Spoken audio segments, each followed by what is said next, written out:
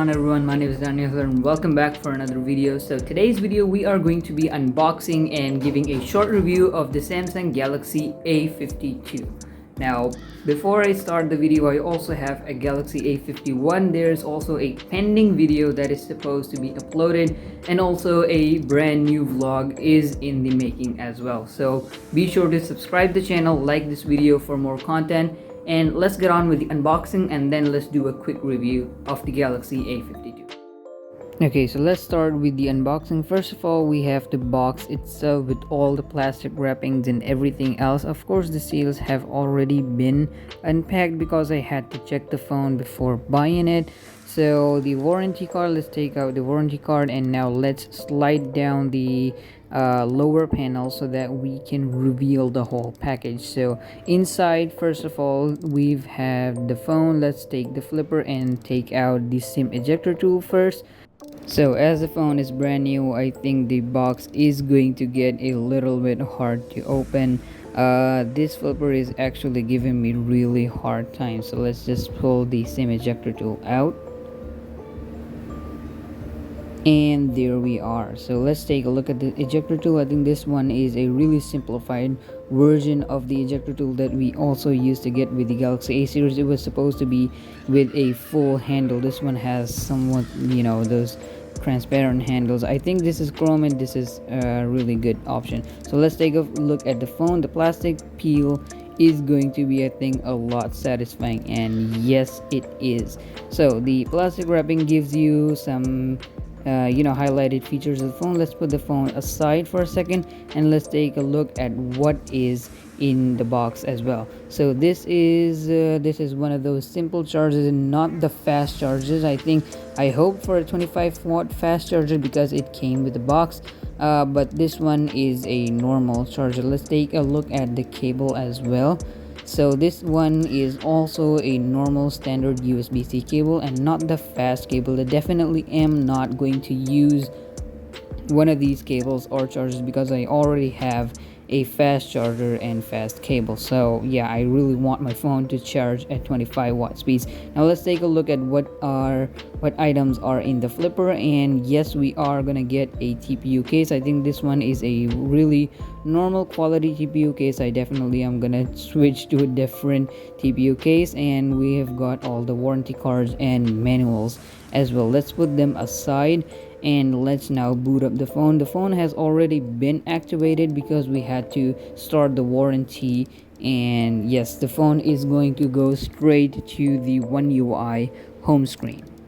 Another thing that I noticed is that Samsung has reduced the branding on their Samsung flagships as well as the Samsung A series phones. So now the logo screen does not give you the original name of the phone and just the branding that is Samsung Galaxy. I think this is a clean touch. So now let's get on with the review. So let's firstly talk about the screen of the Galaxy A52. The Galaxy A52 comes with 6.5-inch Super AMOLED display, and the best part is this is not a normal 60Hz display. This is a 90Hz display. Now the difference between a 60Hz display and the 90Hz display is smoothness. I can't show you that on camera because this is something that you are going to be experiencing in person, and on camera a lot of YouTubers have always struggled to show differences between 60Hz, 90Hz, 120Hz, and so on and so forth. But the difference is very much specific. I think the difference is a lot about the smoother animations, and it's less about gaming and stuff and more about the overall user interface is much more smoother. And as the screen is a Super AMOLED display, the colors are sharper, every single thing is vibrant. One more thing that I have noticed just a little bit is that the brightness overall is 800 nits, but the screen goes up to like 720 nits just to keep the panel of the phone secure, just so that it cannot get any burn-ins and stuff. It can get a little bit annoying outdoors, but I think the overall display is getting a solid 9.5 out of 10. Okay, now the second thing is going to be the performance. The performance of the Samsung Galaxy A52 is, I think, it's over the top. I got the 8GB model, so the RAM is 8GB. Also, there is one more feature that I think a lot of you people have missed in a lot of Samsung phone, and that is RAM Plus. Now, what really is RAM Plus? It is actually virtual RAM that takes a bit of your memory and turns that bit of your memory into RAM. So it can be 2GB, 4GB, 6GB, and 8GB depending on how much RAM you choose in the device care RAM Plus option. Now, if you don't choose any RAM Plus option, like let's say you chose the default 2GB, I think it is still going to be much more smoother because it runs as Snapdragon 720G, which is an 8nm chipset, and I think the overall performance of the Samsung Galaxy A52 is far better than any other Galaxy A device I've ever held in my hands.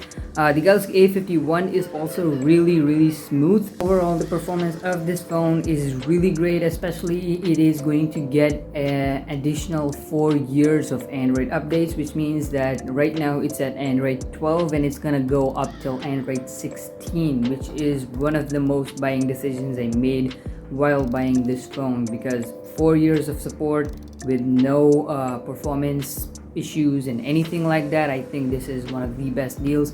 And in terms of performance, I'm gonna give this phone a solid 9 out of 10. The thing that has always made me concerned is the build quality of the Galaxy A series. Overall, the build quality of this phone is still plastic. I think making the plastic matte is not enough to make it a bit more premium, but this phone right here makes the plastic matte and a little bit dense, giving the more premium feel of like iPhones and stuff. I think the more premium a phone should get, the more lighter it should get, because it should get a bit more convenience as you pay more for premium phones. But I think many people like premium phones to be denser, so Samsung just decided to make this phone a bit more denser. So I think the build quality is overall nice. It is aluminum on the sides, and the back is still plastic. Overall, the back is matte, so it doesn't get fingerprint smudges and stuff like that. Overall, the design language, like the camera module and speaker grills and other things like that, have also been taken from Samsung's top tier Galaxy S21 Ultra and lowered down to the Galaxy A series. Overall, the design of the phone is really great, and it's gonna get an 8 out of 10 just because other companies use glass on their mid-range smartphones, like the iPhone SE. Many OnePlus phones have glass on the back, but I think the overall design of the phone is getting a solid 8 out of 10. So it's time to talk about probably one of the most important factors about the Galaxy A52, and that is going to be the cameras. The cameras on this phone is, I think they're one of the best cameras I've ever tested on a smartphone.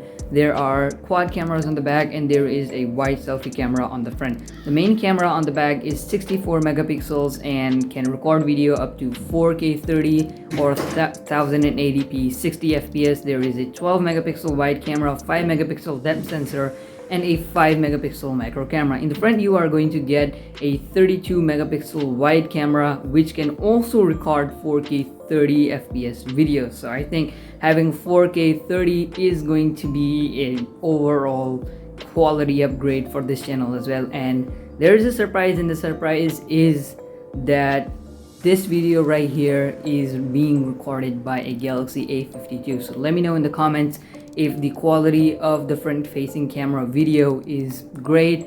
Is it better than the iPhone X or other smartphones that I've used in the past, or is it just right around that main category? So the cameras are overall stable. The color correction, color grading, focusing, every single thing is great except for the macro camera. I think the focusing on the macro has to do something with a little bit of camera algorithms. I think they're yet not optimized for Android 12, but I think the overall camera experience is a solid 9.5 out of 10. So I think the camera is a stronghold for the Galaxy A52 up till right now. So okay, let's talk about the battery life of the Galaxy A52. The battery life is 4000 mAh battery with 25 watt fast charging, and the company says it's going to go 50% in 30 minutes. I think that is yet not a bit more impressive, but the thing is that the overall battery life of this phone is all day. I think I took this phone yesterday to university at 100% at 7:30 a.m. in the morning, and when I came back home at 6, I think around 6 p.m., the phone was still at around 45%, and I used that phone throughout the day to take pictures, to surf the web and search for my classes and do all that stuff. I think I am also going to do a vlog on this channel about my university, so you gotta subscribe for that vlog. Up till that point, I think the battery life of this phone is really great. I haven't actually tested the charger that came in the box because I actually have a faster charger than the one that came in the box, but I think the overall battery charging is also faster on this phone. The battery life itself is long lasting, and I think the battery is gonna get a solid 10 out of 10 just because it lasted a whole day and still I got 45%. That is really impressive for a Galaxy A series phone. I think the battery life is the most strongest part of the smartphone. Okay, so overall the Galaxy A52 is a really good package for people who are going to buy a Galaxy A series phone. I think a lot of people are going to go towards a Galaxy A51. Honestly, I also bought a Galaxy A51, but because of some board issues or maybe software issue, the phone kept restarting and stuff like that, I think I just went away and got a Galaxy A52. But the overall experience of the Galaxy A52 has been better than the Galaxy A51. And if you are also looking for a Galaxy A series phone, I would recommend to go on either Galaxy A30s lineup, A50s lineup, or the Galaxy A70s lineup. Anything in between or behind all that, I think is just not worth it. Like the Galaxy A03s and A13s and A23s, they are good for value, but they are not good packages overall. So the Galaxy A52 right here is, I think, one of the best packages Samsung has ever made on a mid-range smartphone. So thanks for watching today's video. Subscribe for the channel, and if you want to support the channel, all you have to do is put a comment down below, like the video, and share this video to other people so that they can make their correct decision as well. Anyways, thanks for watching. My name is Daniel. See you in the next episode.